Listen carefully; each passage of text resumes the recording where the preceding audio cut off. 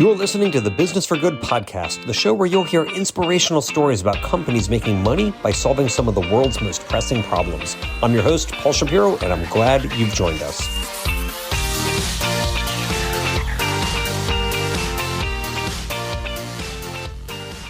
Hello, and welcome to episode number 119 of the Business for Good podcast. First, let me say what an absolute pleasure it was to have a listener of the show come on as a guest in the last episode, number 118. If you didn't listen to Kelly Pan's story of how she started Impact Food to try to turn the tide for tuna, it is a riveting conversation with someone who I'm honored is not only a founder of a cool company working to help animals, but also a Business for Good podcast listener. Now, on to this episode, which is another great one about a cool company working to help animals and to replace the use of them in our economy. One day, while walking through the park and looking at all the leaves on the ground, Mira Nameth had a thought. What could she make with all those leaves? Little did she know that her momentary thought experiment would lead her down an entirely new path in life. The lifelong vegetarian had a keen interest in design and materials, and she wanted to do something good for the world. Already aware of how much environmental and animal welfare harm the leather industry creates, Mira began working to bring a new kind of leather into the world, leather that she calls Treekind. After getting a grant from the UK government, Mira's new company, Biophilica, was born. Converting leaves and even agricultural byproducts into a plastic-free alternative leather, Biophilica's material creation process uses less than 1% of the water needed to make cow-based leather, all while being both animal-free and petrochemical-free as well. Founded in 2019, her company has gone to raise 7 figures of venture capital dollars, hire more than a dozen people, and start selling Treekind in the high-end watch market, where you can now own a wristband that looks like leather but is really made from Mira's leaves. It's a fascinating and inspirational story that will leave you wanting to know more.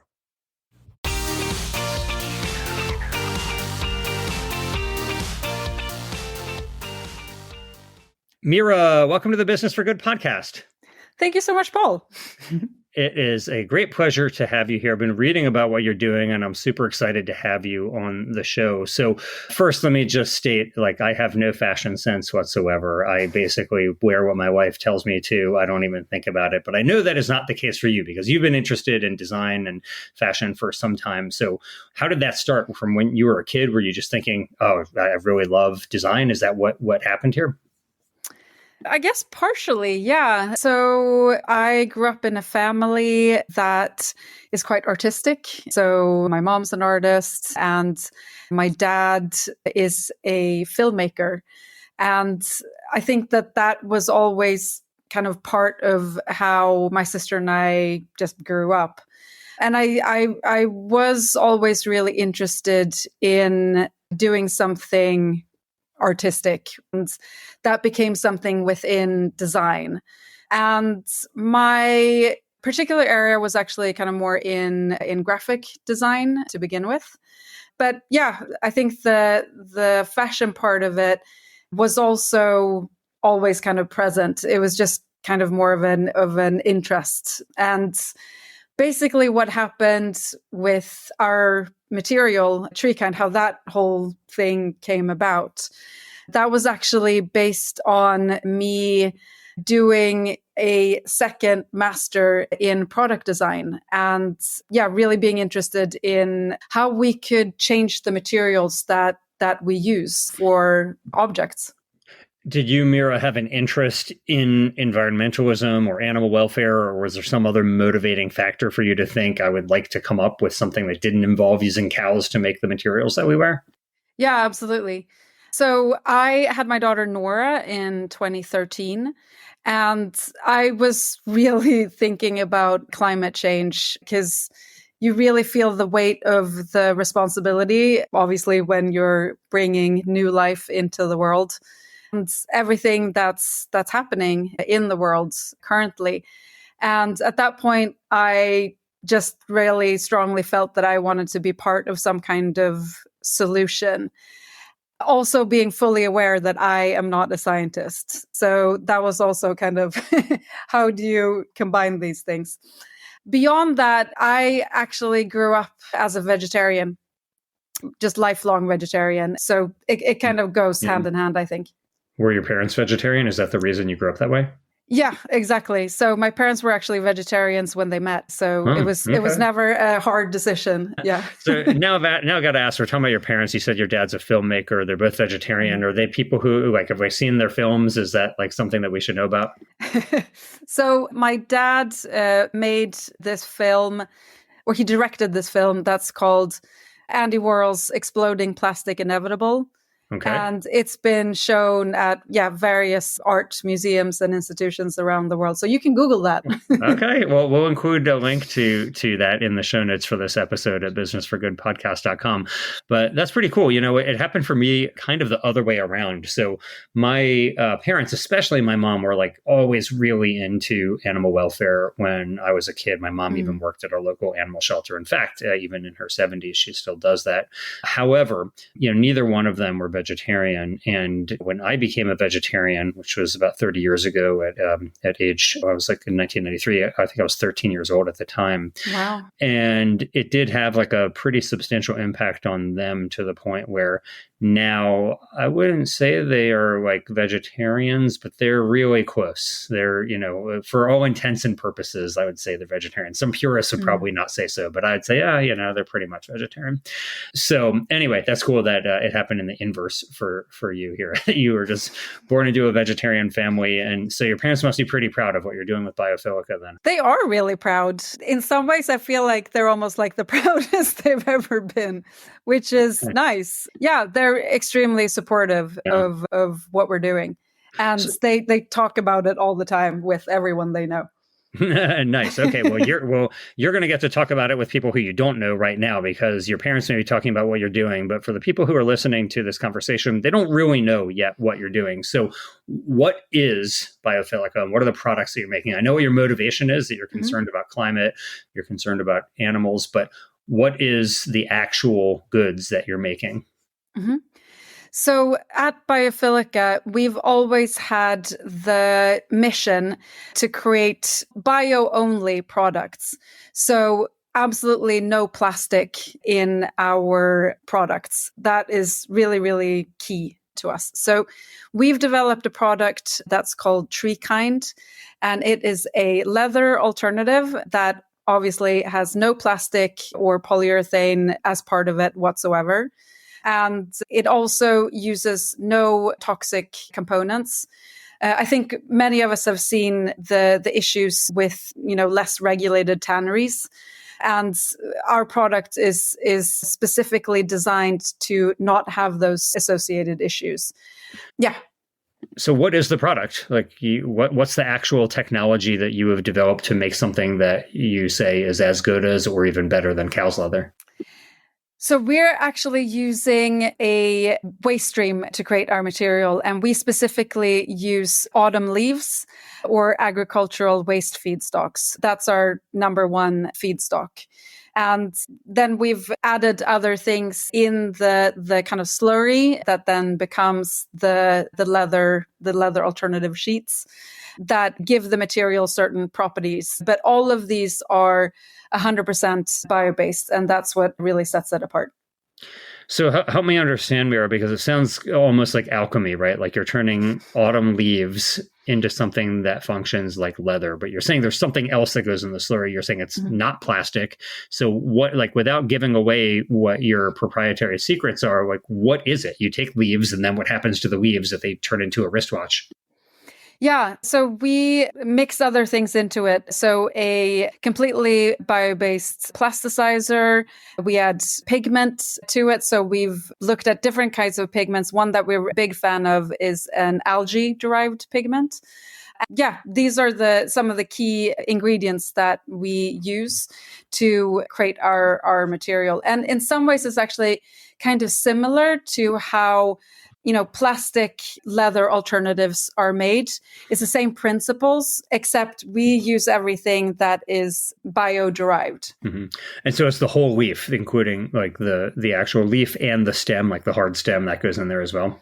Yeah, absolutely. And we've tried a lot of different types of natural stocks. So I was mentioning agricultural feedstocks as well. So pretty much any type of leaf or stem will work within our formulation. So it's very kind of open that way. Yeah. Are you running a fermentation? Is there some type of enzymatic process? Like, what is occurring when you add these other ingredients to the leaves that turns them into something that isn't going to just biodegrade within days like the way that a leaf would? Yeah, so we don't ferment it. We essentially create a matrix with this slurry. And so when that dries, that's when we get a really strong material. And that's how it doesn't kind of fall apart. And we get this question a lot, how does it not just instantly start biodegrading? It's quite similar to, a cotton t-shirt or a straw hat, for example, that it is 100% natural stock that goes into the making of that product. But unless you kind of submerge it in a lake or, throw it in a forest, it's not going to start biodegrading. Yeah, I imagine that if I took the t-shirt I'm currently wearing, which is made out of cotton, and put it in a lake, it would probably degrade faster. But I do put it in like the equivalent of a lake, which is a washing machine, and it gets filled up and it's jammed around in there, maybe even worse than a lake because it's really getting thrown around as opposed to being stationary. I presume there's something in this shirt that keeps it from degrading, because I've had this thing for a very long time. I mean, really, probably like 15 years I've been wearing this t-shirt, and it doesn't have any holes or anything. It's amazing. So it is the same for the Treekind that you're making. Like if I had a belt made out of that and I wore it every day, would it eventually start degrading? So it would act in a similar way to how leather acts as well. So as you can imagine, we've done a very large number of ISO tests on our material. And so what that does really is just replicate usage. And so we can see what it looks like if it would be used, X amount of days for, 1 or 2 years, for example. So we can see exactly what it looks like after that. And it does behave very similar to leather. Interesting. What was the inspiration for this, Mira? Like, how did you think you're walking through the park and you see a bunch of leaves and you think, I can turn that into leather. So I presume that's not the idea that went into your mind. There must have been something that was the progenitor of this idea. So how did it come into your or somebody else's mind that maybe you could turn leaves and other agricultural waste products into a wearable, fashionable leather? Yeah. So I was doing my second master. This was happening after I had my daughter and was really thinking about all of these big problems that we're surrounded by. I decided to go back to college, and when doing a master in product design, I was walking sort of alongside Hyde Park in London. And because I'm a designer and also because I've done a lot of botanical illustration, I have always been interested in natural forms. So I honestly can't even remember what I picked up off the street that day. Could have been a leaf, could have been a piece of bark, could have been a stick. Can't remember. But I picked this object, this natural object up, and something just clicked, I think, in that moment where I was thinking, we could use this as a raw input to create a material that could then, create mainstream objects. And so it was a very open-ended idea in the beginning. It wasn't, I'm going to make this into a leather alternative. That was so early. It was more just like a material. And I then went about, performing a whole slew of experiments as a designer. And there were so many different outcomes. There were, rigid materials, there were flexible materials, there were foams, there were all kinds of things. And then I just kind of continued on the path that felt like it was showing the most potential. And that ended up being the leather alternative. Interesting. Were you doing these experiments yourself, or was there somebody else who had a more scientific background that was helping you? Not at that stage. So it was me. Nice. Well, I am, of course, impressed by that. And I do want to ask, just for the layperson, if you look up publicly available information about the company. You talk about how you're making your leather from lignocellulosic feedstocks. So Yeah. for the layperson who doesn't know what ligno or cellulosic means, what is a lignocellulosic feedstock? Are you referring to leaves? Is that just a fancy way of saying leaves? It is a fancy way of saying leaves. Exactly correct. So lignin is part of most wood material and leaves as well. And obviously cellulose, that's something that we're fairly familiar with. Obviously it's derived from wood material as well. There are a couple of other key components in wood as well. There's hemicellulose as well. There, in leaves in particular, there tend to be tannins as well. And lignin is what you remove when you're making paper, for example. So what that really also denotes is that we don't remove the lignin from our process. We're using the whole leaf and stem completely intact as is. Interesting. So when you were doing all these experiments and you're figuring out how to make a more rigid or a softer material, was this for the purpose of starting a company? Or were you just thinking, oh, this would be cool for artwork? Or were you thinking, no, I'm going to found a company and raise millions of dollars to actually create something new in the world? Yeah, I mean, no, that wasn't the original idea. I think, just taking it sort of step by step and seeing what this could be. And the material just kind of kept giving. It kept showing more and more promise. And after graduating, I joined an accelerator, and then things just kind of kept going, and we got a grant, and then we got investment. And so things just kind of snowballed in a way, which I think in the back of my head, I remember saying quite early on that I would love to work with some of the brands that we're actually working with now. So in the back of my head, I think there was this thought that there would be the opportunity to do something with this quite early on. But when you're that early in the process, you also just want to pace yourself a little bit and just kind of go where it takes you and with your fingers crossed. Yeah, for early stage entrepreneurship, you're definitely keeping your fingers crossed because there's such a high mortality rate for these early stage companies. Yeah. Just for people who might be thinking about starting their own venture here, you mentioned that you went to an accelerator, you got a grant. What were the names of the accelerator and the grant so that other people who are following your footsteps may be able to apply to those same programs? Yeah, so we joined an accelerator in London that's called Central Research Lab, so CRL. And I can't really say enough nice things about them. They were really, really fantastic. In the UK, there is Innovate UK that funds innovation. And there are a lot of grants or grant calls that are open at any given time. So I would strongly recommend that as well. For people who are in the EU, there are lots of European opportunities as well. Some of those are open for the UK still.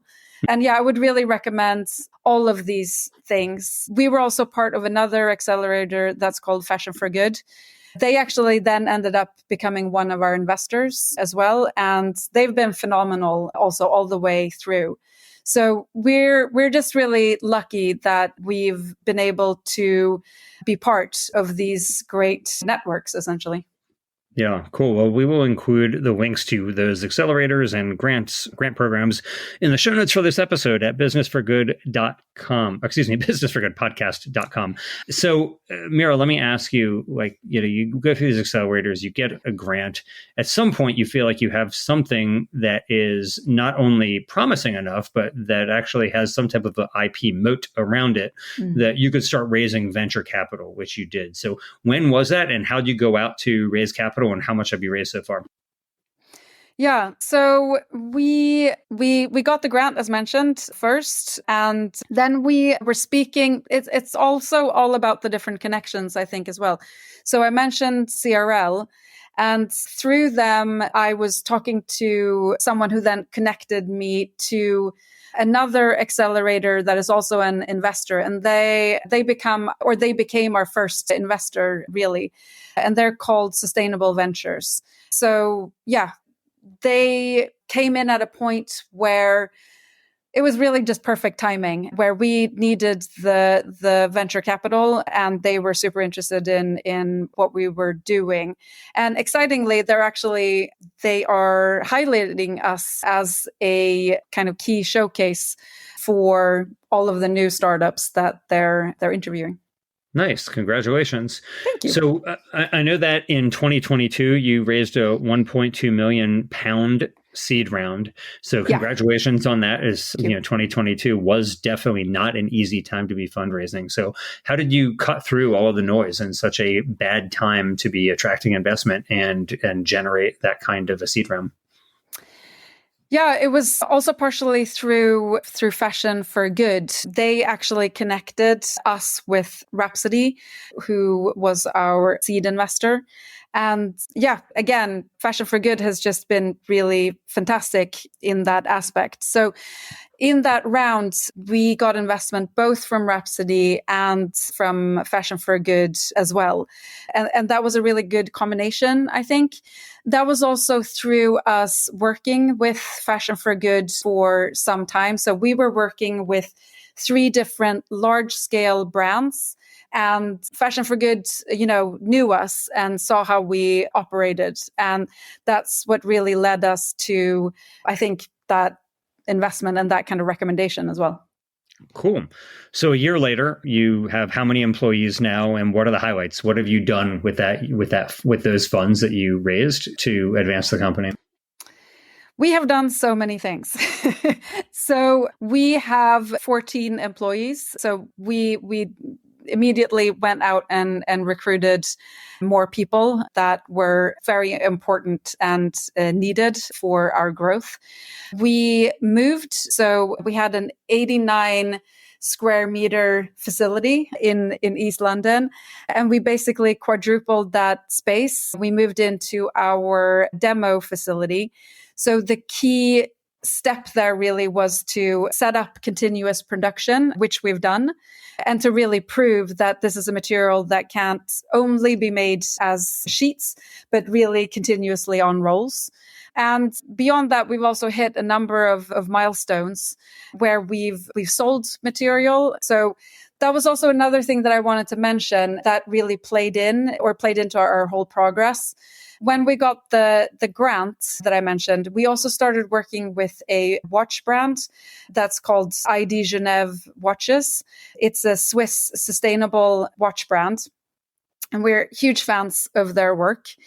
And that was really important for our progress as well, because it gave us a really clear set of requirements that we were developing towards. And that's why we today have our material on or as part of watch straps. And so if somebody who is listening wants to own a watch with a Treekind band made by Biophilica, that's the brand that they would get it from. Exactly. And you can order that online. Yes, I believe you can order that online, or depending on where they are now on production, pre-order for the next collection. Okay, cool. Well, we'll include a link to that as well at businessforgoodpodcast.com so that people, if they want to own a piece of your early history, can have that. Let me ask you, like, you're claiming that it's functionally comparable to cow's leather, but what about on price? Like if that watch company were using cow's leather as opposed to Treekind, would it cost them more or less money? Yeah, it's a really good question. So with cow's leather and various animal leathers, as you can imagine, there are lots of different grades and different price points. So there are very high quality leathers, and then there are, the cheaper quality as well. So it's a bit of a range. Very expensive leathers, they're up at, £100 per square meter, 120, 140. And then you have a more affordable leather that can be sort of more around 50 or 60 pounds per square meter. Yeah, sorry also for doing all of this in sort of more the local currency. That's okay, as long as you give the wholesale price for the Treekind in the same format. So absolutely. pounds per square meter. So it's, Yeah. the range on cow's leather, 60 to 140 pounds. What about Treekind? So with Treekind, we have projected for a mainstream material, this is a fully scaled material, around 50 pounds per square meter. We also plan to have a premium material that will be higher priced. It will sit more around 90, 100 per square meter. Okay, cool. So comparable within the range. It's not as if, for example, in the world that I normally inhabit, which is the alternative meat world, most of those alternative meats are nowhere near the price of animal-based meat. Oftentimes they're 200% more or even more in some cases. But you're saying... No, sorry to interrupt. I was just going to say that exactly. I think we're very much on par or lower. One reason why it will always be hard for us to compete with, for example, polyurethane or PVC leather alternatives is because of the cost of labor. So because we have always planned on producing our material locally, we will have higher labor costs and higher facility costs. So that can't really be compared to, C or PU production that's outsourced to countries with much lower costs. If the plastic leather or pleather manufacturers were producing in the UK like you are, but their base material is still petrochemicals as opposed to the leaf litter that you're working with, would their costs be comparable or would they still be cheaper?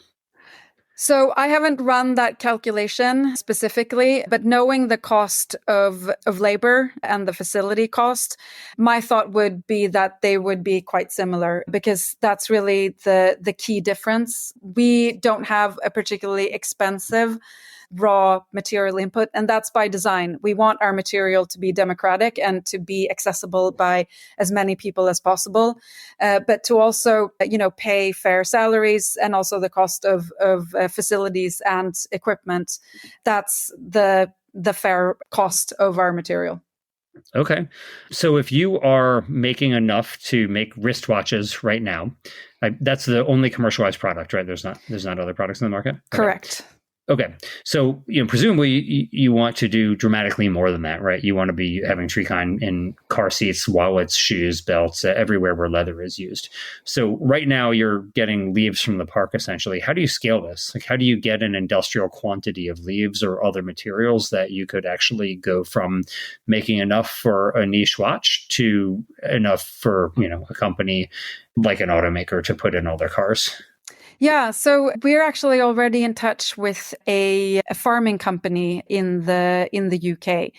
So they own a whole number of farms in the UK. So we have access to a lot of agricultural feedstocks through them. They, on top of that, own greenhouses in Spain and the Netherlands. We also have connections actually also in the Netherlands from waste collectors there that also collect, autumn leaves. So there are a lot of opportunities, I would say, to scale to very large quantities. With one of those waste collectors that we've spoken to, they have so much green waste that we're almost even fully scaled. With a fully scaled factory, we would almost be, like too small for them. So the feedstock, I think we have a really, really great trajectory for. Great. So let me just ask you then, if I were an investor and I was thinking about, is Biophilica a good bet? What if I said to you, Mira, this sounds really cool, but you on your own without a scientific background figured out a way to do this. So why can't somebody else who also has 1 million or 2 million pounds in their pocket figure out a way to do this? And maybe they'll compete with you and find some way to produce it in where labor standards are lower. And so they're going to have a cheaper price and undercut you. So what's the moat? Like, what protects you from somebody else doing what you're doing? So we have a patent for this particular reason. It is really to protect our competitive advantage and our innovation. So that's really kind of the key protection that we have in place. Beyond that, even though I was the person who started developing the material, obviously we have a whole team now of scientists.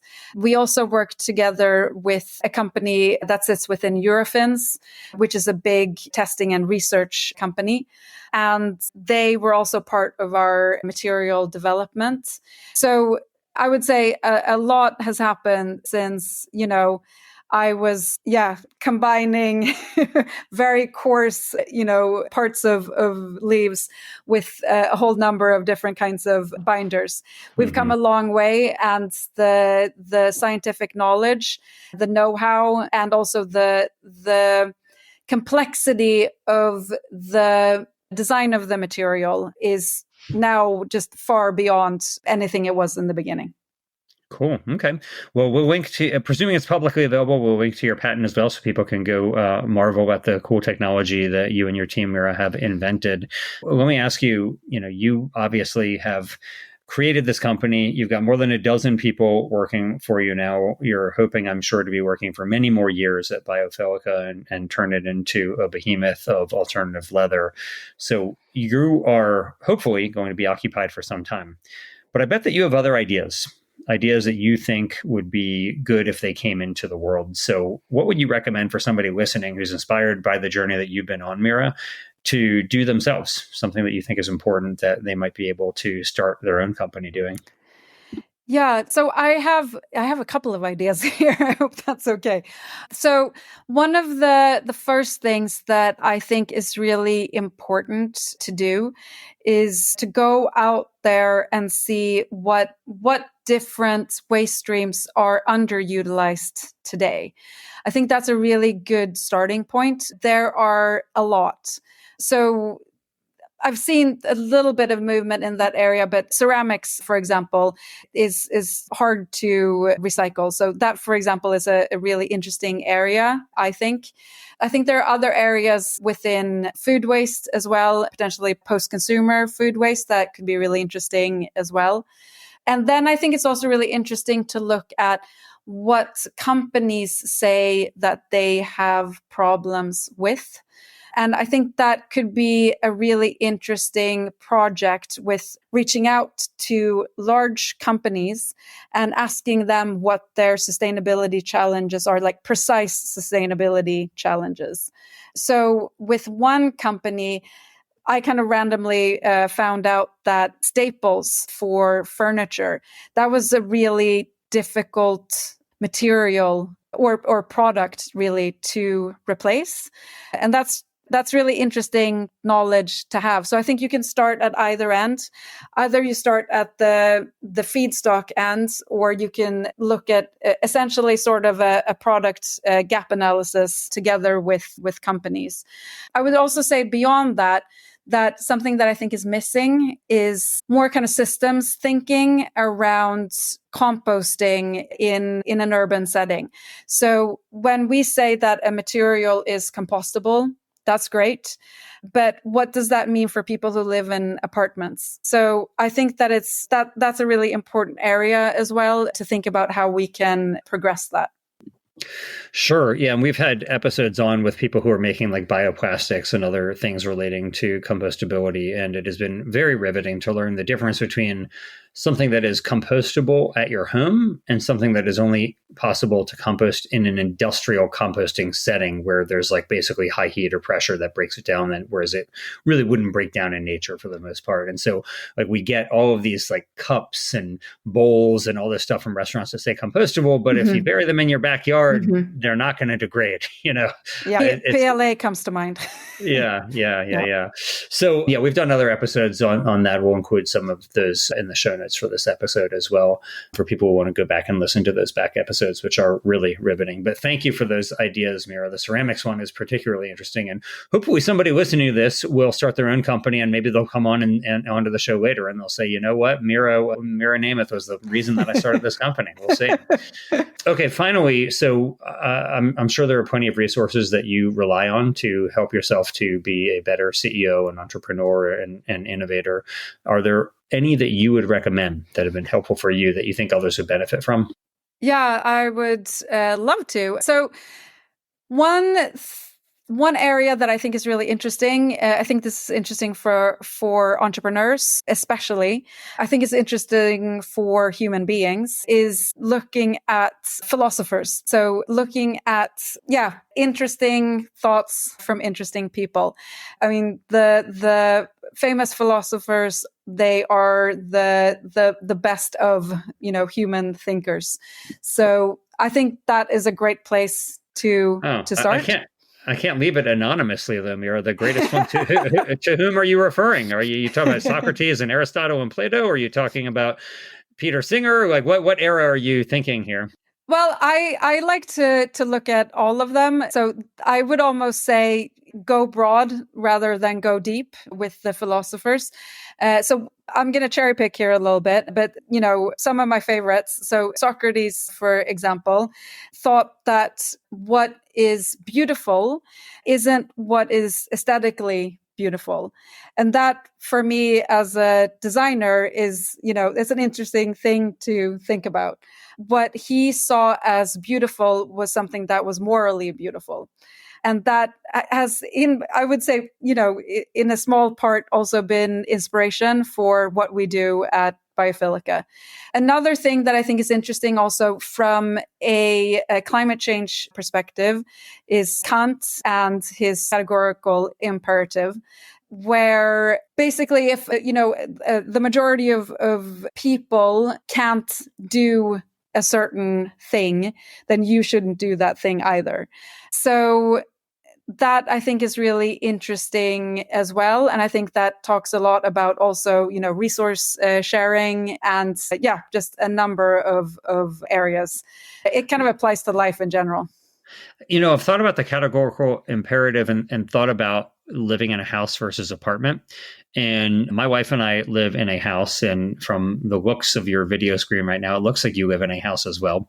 And I've wondered about this because it's such an inefficient use of land. If everybody lived in a house, like the human footprint would be so much bigger. And I've wondered, like, I'm in a single family house with my wife and our dog.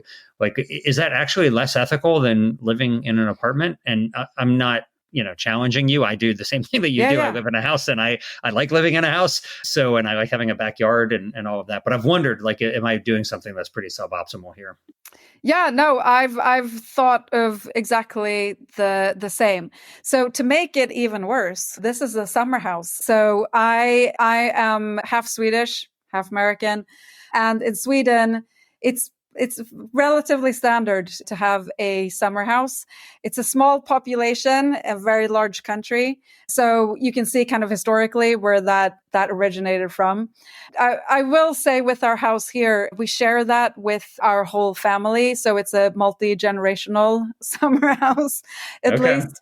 And it also uses geothermal heating. So we got a couple of things going for it. But I agree with you. I think that there's a lot of, housing optimization that could be done for sure. I think what's clear in both your case and my case, Mira, is that we need to be sure that we're doing extra amounts of good in the world through the businesses that we run in order to compensate for the harm that we're doing by having what we have. So maybe when Biophilica gets really big and you displace the cattle industry with, using recycled tree leaves, how many houses you have will be the last consideration in your ecological impact on the world.